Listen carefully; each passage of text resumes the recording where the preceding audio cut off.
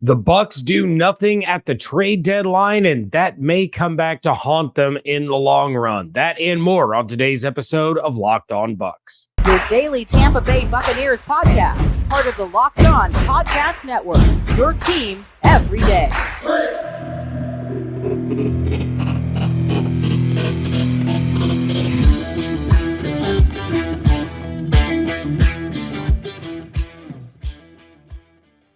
What's up, and welcome into this WTSP Wednesday episode of Locked On Bucs, your daily podcast covering the Tampa Bay Buccaneers, part of the Locked On Podcast Network, your team every day. We want to thank you for making Locked On Bucs your first listener view every single day. Don't forget you can subscribe or follow for free on YouTube or wherever you get your podcasts. And of course, you can follow along on Twitter. I am James Yarcho at JYarcho_Bucs. He is Evan Klosky at eKlosky WTSP.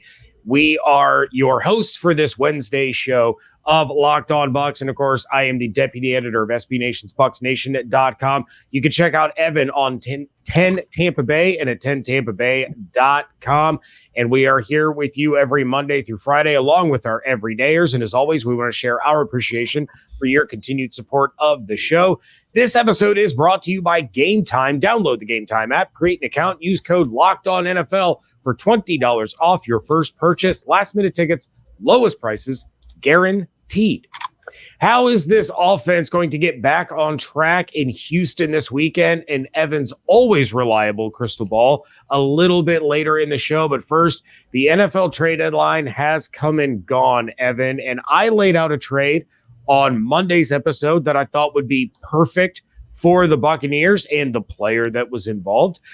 David named a few players that he would have targeted on Tuesday's episode, but no moves made by the Tampa Bay Buccaneers. There was a move made by the Atlanta Falcons. It seemed like pretty much everybody making moves was in the NFC.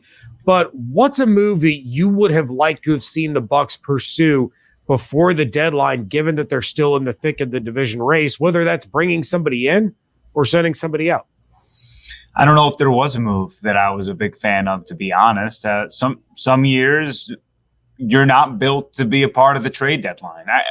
I was trying to think of something where maybe if they were going to do a move, it was going to be a piece that they could sign long term, that they were going to bring in somebody who they thought would be a part of this team as a long term solution, not a rental, not a just this year's sort of deal. So yeah, like a guy like Chase Young did cross my mind because they desperately need help on the edges. They just do not get after the quarterback enough. They do not put it, Vita Vea puts stress on the interior of the offensive line, but no one on the exterior of the offensive line usually has anything to worry about. So they don't have to they can really go hat on a hat and just deal with it. And that makes life pretty easy for opposing offenses. So I thought maybe if you wanted to bring in Chase Young, bring him into $1, see how he does, see how he adjusts to the system, and then maybe he would be a part of your future. And, if not, you still might get the comp pick for him, and you might just be delaying your pick an extra year. Having said that, that's sort of my point, is that, the Buccaneers still this year are very much in cap hell. Now, we think they're going to be better next year. We know they're going to be better next year. But they also have to let this year play out. They need to know who's staying, who's going. And really, as far as pieces who I think they would have parted with, like maybe the only one would have been Devin White if blown away. And the fact is, everyone yelling, trade him. The reasons why you're yelling that is why the value for him is not very high. And I don't even know what a physical would show if he were to be traded, considering the way that he looks. There's something going on with his foot, toe. I don't know. He's not the same guy. He just has not been. He's definitely dealing with something. And that's not to exonerate him of what he's producing on the field, because it's not good enough. You're going to be on there. We got to critique you for it. But it is certainly going to hurt him come free agency. And it legitimizes everything that Jason Licht and company did, not giving him a deal and capitulating to his wishes in the offseason. And B, you wonder if Devin White is going to have to either come back or go somewhere else and do a show me deal to prove that he's worth the money that he's kind of searching for, because that $20 million price tag is probably now down to $16 million. And if he keeps performing the way he is, you're looking at a 1-year deal, man, to get that long-term deal you were seeking. So long story short, I think it's fun to listen to people throw out trades. I think of it too, but I think staying put was the right move. And I don't think this team should be selling assets or buying assets. I think they really are in the information gathering phase, which is the entirety of this 2023 season, because we said this is sort of the turning point in the organization coming out of the Tom Brady era. And you have to know what works and what doesn't without him involved. And that's sorting through all these pieces who are super young, giving them playing time, and then reassessing at the end of the year. The amount of people on the YouTube live on Monday telling me that the Bucs should trade Mike Evans was astounding. And what a lot of people don't seem to get, and one of the reasons that a lot of these deals don't get done, is the NFL trade deadline is not like other trade deadlines. There's not a lot of guys that are plug and play in less than a week, just because the offenses and the defenses in the NFL are so complex. But it takes a lot to get a day 1 or even a day 2 pick out of a team for one of your assets. So guys like Mike Evans and like Devin White on these expiring deals, they're going to garner 4th round pick, 5th round pick, just because there's no long-term value there. They're renting a player for a half year, and they're going to give you the value for that rented player. Here's the thing. Mike Evans, when you look at things on a piece of paper, and you say you want to trade Mike Evans because you don't think you're winning a Super Bowl this year and you want to extract value from him, I understand what you're saying. But you're also not taking into account what Mike Evans means in that locker room, what selling him means in that locker room, because you're waving the white flag. If you get rid of Mike Evans, why should anyone in that locker room be incentivized to compete when you don't give a crap about this season? Because that's what you're telling them. So you can live in this fantasy world of looking at a black and white piece of paper and saying that makes sense. But organization that wants to generate a culture for winning, especially a guy who's given his blood, sweat, and tears to this organization, arguably the best offensive player ever in organizational history, and you're going to trade him for what would probably be, at best, a 2nd round pick. It's a bad look. It's a bad look. Look, if he goes elsewhere, you'll get a compensatory pick. So it's not, you will get something in return. Same thing with Devin. Though I don't know, but as far as the comp picks are, but yeah. So if that's what you're seeking, it's coming. If he leaves, just it won't be in 2024; it'll be in 2025. And I just think Jason Licht and what he's done with this organization, bringing Tom Brady in, the compete level, the standards, the expectations. I think getting rid of a guy like Mike Evans for just a marginal upgrade in pick and in a more immediate pick, I think is setting a real bad example in that locker room. And the number one thing that impressed me with Baker Mayfield when talking about this Buccaneers organization and Jason Licht, he says they don't get involved in all the funny stuff. It's about winning. That's what he loved about coming in here. He says that's not the case at a lot of organizations. You got to deal with a lot of crap, got to deal with a lot of BS on the side, and that he's come into this organization. They let him be who he is, go win. We're not going to take away from that. We don't want you to do anything else differently. And to get rid of Mike to do that is counterintuitive. So to a culture question. So yeah, I understand why you want it, but to me, it's a no. It was always a no. It was unless this team started out like 0-6, then you were allowing Mike Evans to be free. You know, And then everyone already knew that this season was a waste, but it's not. I mean, you're not only are you a half game out of the division, you're still very much in the wild card picture. There's no like runaway team, right? I mean, like the Eagles and the Niners are going to be there at the end. The Eagles are probably the closest thing to a runaway team. I would have said the Niners outside of this 3-game losing streak, but outside of those two at the top, I mean, it's a battle. So, yeah, the Buccaneers aren't winning a Super Bowl this year, but you want to continually try to make the playoffs, gather that experience, really push that standard to ultimately be the organization you have to beat in the NFC South. So, and that's going to help you in free agency. It's going to help you bring people back. There's a whole trickle-down effect to that. Absolutely. Well, the trade deadline is come and gone. It's time for us to turn the page and look ahead to this weekend. And the Houston Texans are responsible for the Panthers' first win of the season. So how are the Bucs going to get their offense back on track against them on Sunday? That is next on the Locked On Bucs podcast, part of the Locked On Podcast Network, your team every day. Our partners at eBay Motors have teamed up with Locked On Fantasy Football host Vinny Iyer to bring some of the best fantasy picks each week, all season long. Whether you're prepping for a daily draft or scouting the waiver wire, every week we're going to provide you players that are guaranteed to fit on your roster. So let's see who Vinny has picked out for us in this week's eBay's Guaranteed Fit Fantasy Pick of the Week. Bills rookie tight end Dalton Kincaid has stepped into a big role with Dawson Knox getting hurt and being placed on IR. He's gotten hot with Josh Allen the past 2 weeks, scoring for the first time in his career in Week 8 against the Buccaneers. Kincaid gets a smash spot in a shootout against the Bengals on Sunday night.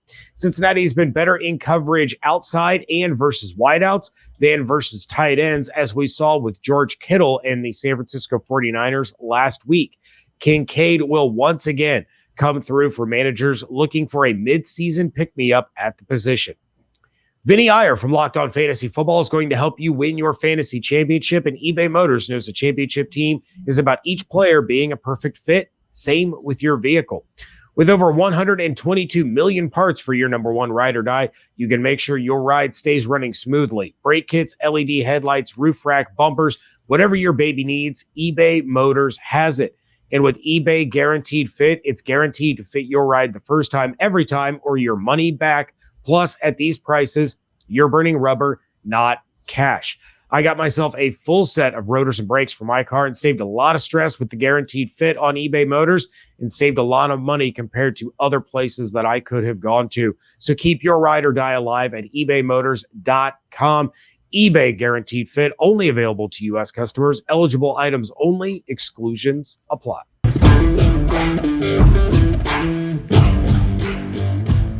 Thank you again for making Locked On Bucs first listen review every single day. Football season is here, and Locked On is kicking up our coverage with Locked On NFL Kickoff Live. Each Friday, Locked On will go live at 2 p.m. Eastern on every Locked On NFL YouTube channel. Hosts Tanitra, Jarvis, and Kyle will break down every game on the NFL slate to get you ready for your team's matchup, your fantasy lineups, your betting angles, and more.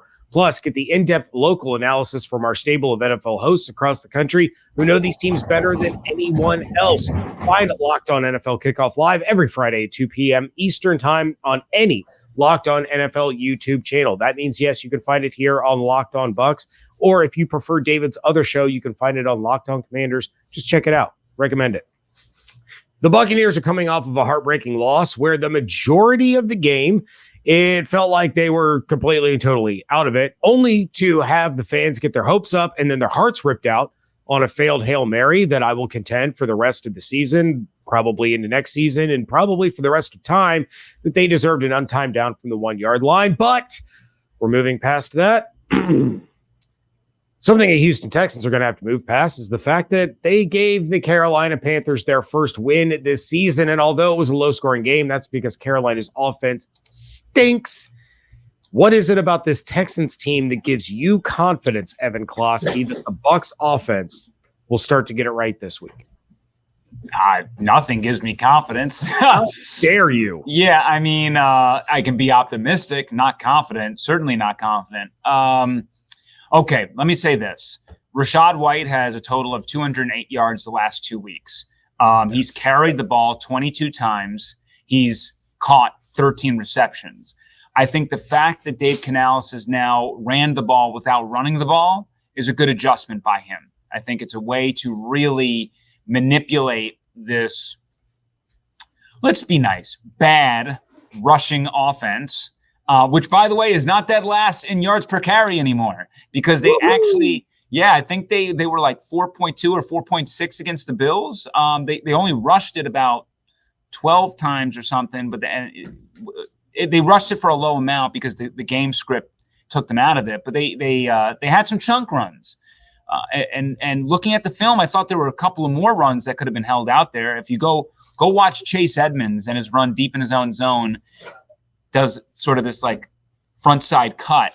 And if you just would have followed the original hole, see you later. And so that's been a story all year with this group. But I think offensively speaking, it really comes down to, can Baker be accurate enough in the intermediate to deep balls, right? I think we can go back to the Lions game. If Baker hits a handful of deep shots, I don't know if they win it, but they're certainly there in the fourth quarter in the final few minutes. Like, it comes down to a drive or a stop here by either the offense or the defense. I think the Falcons game was a bit more of an issue of field position and not being able to really execute at a high level because of penalties, which then bled into the Thursday night game, right? All the complaints we had from Sunday in the Falcons game bled into the Thursday night game because they had no time to fix it. Like, they can say whatever they want, but you don't have the ability to really do anything other than what you kind of did the weekend prior and just hope that you fixed it. So I expect them to hold their water, stop committing the dumb flags. Like, the pre-snap stuff has to go. Trey Palmer, please stop holding. I mean, he wiped out 2 long runs. If he's going to hold on those plays, he can't play. Like, as much as I love Trey Palmer and his emergence in his offense, at least what they've had him do since that Saints game, love it. But part of your job description is also blocking. So, if you're not going to do that, or you're going to negate huge runs, you got to go off the field. And that's part of growth. Love him long term, but you have to be able to figure it out blocking wise. So, other than that, I think that they just need to tighten the screws. But this isn't a great matchup to do it. This is like, that Spider-Man meme where they're kind of like pointing at each other. Mm-hmm. That's sort of how I view the Texans and the Buccaneers this week. I think you have 2 offenses that aren't great, can't run the ball at all. I think the Buccaneers are 31st in yards per carry. The Texans are 30th. Vita Vea, we think, is going to return this week. That's necessary because if he does, that should plug up Houston in the running attack, which is going to, make them one-dimensional, what other teams have done to the Buccaneers. The only difference is I think that Rachaad White is an elite playmaker in open space, which I don't know if the Texans really have that in Dameon Pierce and Singletary. I think they're lacking a little bit in the explosiveness in that running back category. But, Nico Collins and these young guys that they have coming in, they really have elevated around CJ Stroud. My other issue is Houston, tremendous on third downs. The Buccaneers, one of the worst teams on third downs. So this game is going to be, and then I also should mention that the turnover differential between both of these squads are very good. I think the Buccaneers are number 1 in the NFL. Houston's not far behind. So you have 2 teams that love to protect the football. They can't run worth a lick. And they try to, clamp down on you as much as they can defensively. And the one thing for the Buccaneers is that the Texans are giving up a completion percentage north of 70% through the air. So it seems like they're being dinked and doinked a bit, maybe. That's what it kind of tells me. If you're allowing a lot of completions, maybe you're giving up the underneath stuff, which sort of plays right into the hands of the Buccaneers and what they've learned to do the past couple of weeks. Little curious why defenses are going back to the old Tom Brady game plan, but that's maybe another discussion for another day. This one's an intriguing matchup in a lot of regards, and I don't see the Bucs scoring more than like 24 points. I just don't see that. I think a lot of Bucs fans would take 24 points. I'm just saying that's my ceiling for the game. If they have anything over 24, I don't know. I don't know what I'll do next week. I'll think of something, but I just don't see like that sort of offensive explosion. It's going to have to come down with complementary football. Sounds to me like we're going to have ourselves a classic Buckeye Sooner quarterback battle between Baker Mayfield and CJ Stroud. Well, Evan, on this wonderful Halloween evening, as we are recording this, is going to pull out his undefeated crystal ball, summon the spirits, and tell you the future. That is coming up next in just a moment here on Locked On Bucs. You shouldn't have to worry when you're buying tickets to your next big event. Game Time is the fast and easy way to buy tickets for sports, music, comedy, and theater near you. With killer last-minute deals, all-in prices, views from your seat, and their best price guarantee, Game Time takes all the guesswork out of buying tickets. You can get yourself some great seats to take your kid to go see a terrible Tampa Bay Lightning game coming up tomorrow in Columbus, or you can use them for the perfect seats to upcoming concerts like the Foo Fighters, Blink-182, or any of your favorites. On top of last-minute deals, Game Time also has flash deals and zone deals with easy-to-find tickets for every kind of event in your area. Plus, you can see the view from your seat that you are looking to buy so that you know what to expect when you arrive. And with Game Time's best price guarantee, if you find tickets in the same section and row for the same event for less, they're going to give you 110% of the difference. So take the guesswork out of buying tickets with Game Time. Download the Game Time app, create an account, and use promo code LOCKEDONNFL for $20 off your first purchase. Terms apply. Again, create an account, redeem code LOCKEDONNFL for $20 off. Download Game Time today. Last minute tickets, lowest prices guaranteed.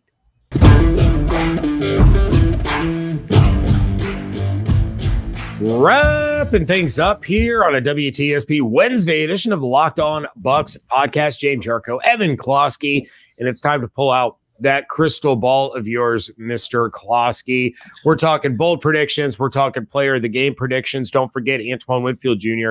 has officially been Brady ruled. We can no longer pick him for our predictive players of the game. But let's start with your bold prediction.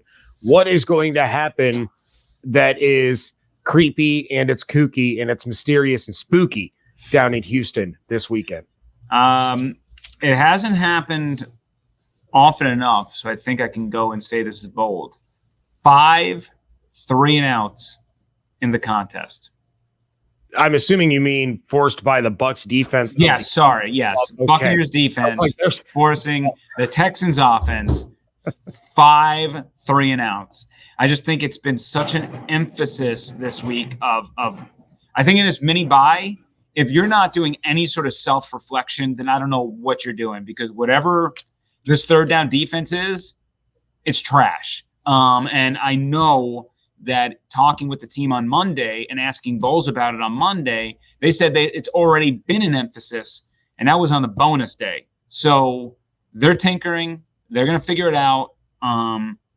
I think they have to go a little bit more man-to-man on third down.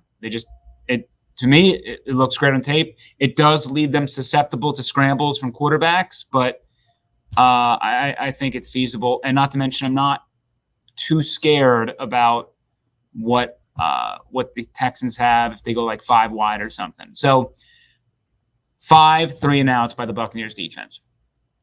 I'll take it, and I'm pretty sure a lot of the Bucs fans will take it. And would like to see some more man coverage, but I mean, even Todd Bowles out there saying, against teams that are going 4 wide, 5 wide, we don't have that many man-to-man corners. And I'm thinking, well, you pick the corners. You know what kind of defense you run. Why didn't you get guys that play man? But anyway. Yeah. I mean, I'm telling you, the tape doesn't tell me that. The tape tells me that he's scared that he's not going to have enough pressure on the quarterback. Which is fair. Yeah, which then, if you give the quarterback time man to man, somebody's going to get open, and it's probably going to be really deep. So to me, though, look, this stuff ain't working. So you either I rather this team get burnt like Jameson Williams caught that touchdown on third down. I rather that happen and get more 3 and outs than watch this crap where they just run down the field and maybe they settle for a field goal because the red zone defense has been great. But you're putting your offense in a compromised position if something goes wrong. Like this bend don't break thing ain't working. Let me see something else. Just a little sprinkle of something else. So yeah, my 2 cents. 100% fair. All right. Well, given that bold prediction, I'm going to assume that your predictive player of the game is coming on the defensive side of the ball, but maybe not. Who do you have as the standout player in this one? And I'm yawning. No, I'm not. I do want to circle Kalijah Kancey because I think that I could see a big game coming from him. With Vita, I mean, the tape looked good on Kancey, just with no Vita Vea. It's a bit of an issue. And now a little bit more tape is coming out on him versus like that first game. So, but with Vea returning, the offensive line being decimated for the Texans, they're on like their 3rd or 4th center at this point. Like they keep getting hurt. That's a big problem right up the middle, especially with Vita. If you're going to have to double him, which you're going to with this bad offensive line, then that's going to leave Kancey to do some damage. So Kancey was very close for being my player of the game. So let's just kind of star him. But my number one guy is going to be Mike Evans. He's due for kind of an explosion game. That he's only played 1 career game in Houston. This is his hometown. Well, I mean, Galveston is, but the Houston area is his hometown. He's going to be juiced to play in this contest. He's going to want to show out in front of, I'm sure, tons of friends and family that are going to come in and support him. So I like what a motivated Mike Evans is going to do with a team riding a 3-game losing streak with their offense looking like Dookie the past handful of games. To put it as bluntly as I can, give me Mike Evans in this emotional spot for him to show out, especially after the trade deadline has come and gone, and there's been not even a cent of him being shipped off. They firmly turned down any team that was asking about him. Yeah, I still firmly believe he's not going anywhere.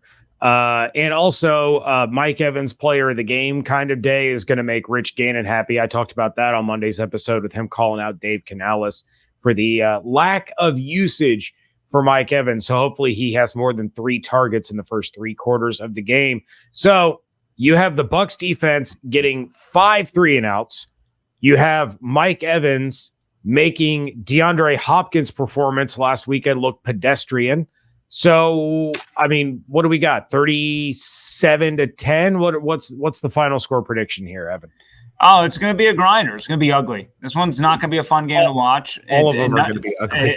Exactly. Until they prove to me that they can score in clumps, I'm not buying it. So it's a 3-game losing streak. This is a really tough game. Houston is not a pushover at all. I love what DeMeco Ryans is doing there with Houston in his first year. They are very young. I think there's some experience that the Buccaneers can have on their side in this game. The Texans are coming off that bye rustiness that a young team faces, similar to what the Buccaneers did, where they were a little bit rusty. And if it's not now, I don't know when it is. Like, this is a must-win game for the Bucs. So they have to put their heart and soul into this contest and trying to rip through the AFC South, because I don't think anyone's going to predict them to beat the Niners in San Francisco in a few weeks. No. With the way San Francisco's been playing, they're gonna have Trent the realm of possibility. No, they're gonna have Trent Williams back. They're gonna have Debo back. They're gonna add Chase Young to the mix. Like, they're pretty beaten up right now for their standards. Even Brock Purdy played with probably a partial concussion.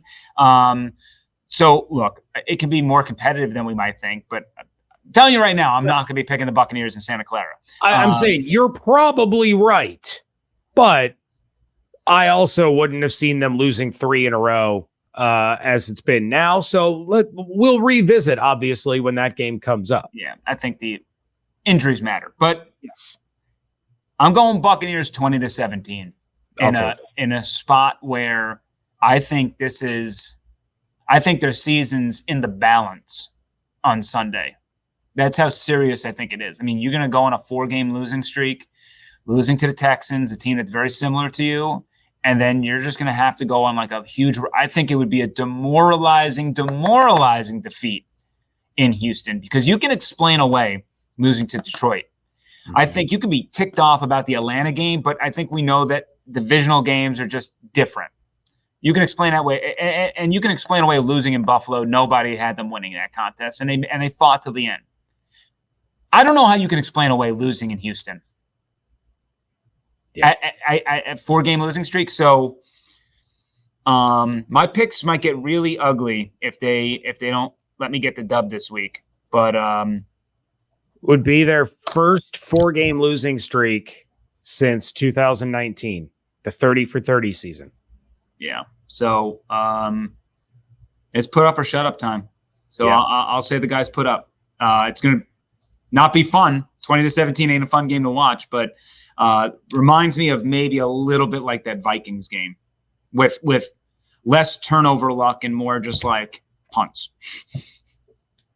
All right. Well, that is going to do it for this episode of Locked On Bucs. Everydayers, make sure you are coming back tomorrow for a crossover Thursday. I will be joined by Locked On Texans host Cody Davis as we break down the game even further. But in the meantime, of course, you can check out Evan on 10 Tampa Bay and at 10tampabay.com. Check out my work over at bucksnation.com. Follow on Twitter at Locked On Bucs, at JYarcho_Bucs, and at eCloskey WTSP. And check out the Blitz Sunday morning before the game. Get you hyped up. Find out the 10 biggest stories surrounding the Tampa Bay Buccaneers.